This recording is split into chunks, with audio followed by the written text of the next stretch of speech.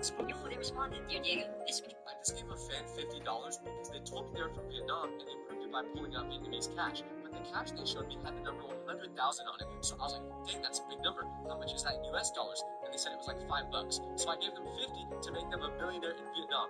I hope they're happy. I just gave a fan $50 because they told me they were from Vietnam and they proved it by pulling out Vietnamese cash. But the cash they showed me had the number 100,000 on it. So I was like, dang, that's a big number. How much is that in US dollars? And they said it was like $5. So I gave them 50 to make them a millionaire in Vietnam. I hope they're happy.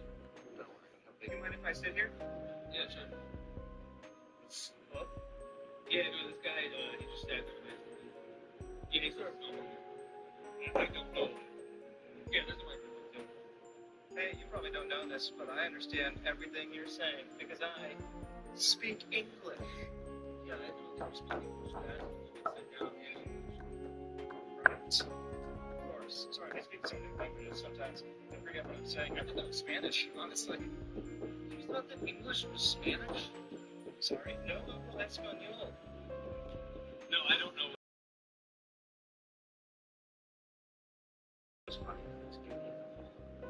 You mind if I sit here? Yeah, sure. Well, yeah, this guy, he just sat down next to me. Yeah. Somebody explained to me why Maxwell places loves breakfast at 10:30 in the morning, always waking up at 10:31, craving a double cheeseburger. Just so that's why it makes Mark go up to Chick-fil-A at 10:35. And they said it can no longer have the bro. I just love Roll. Every time, bro. No holiday festing shop is so... This is easily the worst thing about Europe. The most random people will just be disgusting at football. Like middle-aged cops in the Netherlands. Everyone is pure class. I've actually experienced this firsthand. Visited. Boy came in today and he's only 5 years old and he wants to take off his hair. And his hair's been long since birth. Now I know a lot of you might say, why? It's so nice, blah, blah. Trust me guys, I don't like doing it myself, but I have to because I've been told to do so. If you have a beautiful son like him and you have a long hair and you want to get rid of it, you know who to hit him. And this beautiful boy wasn't smiling at all, so I had to dance for him and make him happy. And yeah, here we go. Then I had to spray myself with water just so I don't scare him because, as you know, it's his first hair. Do you think the final result is going to suit him? Stick to the end of the video and we'll find out. Let me know in the comments. But in the meantime, don't forget to give me a follow on Instagram and TikTok. I love you all. Thank you very much for your support. Bang, that's the after. Let me know what you think in the comments, like I said. And I appreciate every single one of you for all your support and sharing my videos. We're currently exploring a side tuna only version.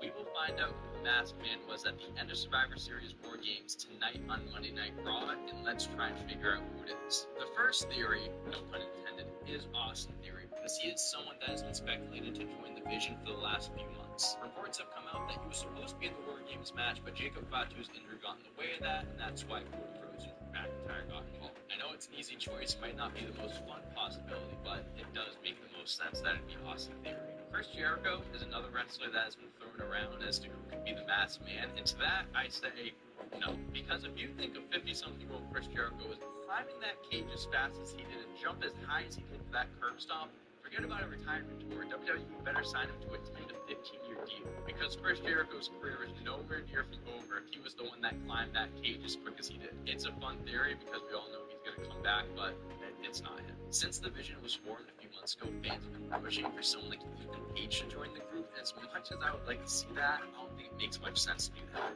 Because Ethan Page is carving his own path, he's proven work with Chelsea Green, he's an American champion, I just...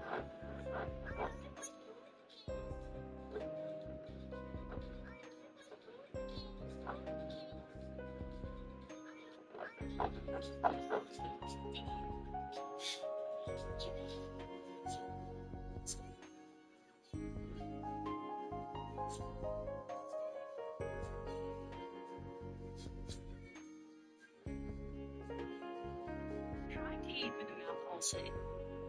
Where at if you're in danger, you guys are still leaving these comments. Gotta see this Roblox game. So it's called Roblox Replay, and it actually shows you every Roblox game you've ever played on your account, including...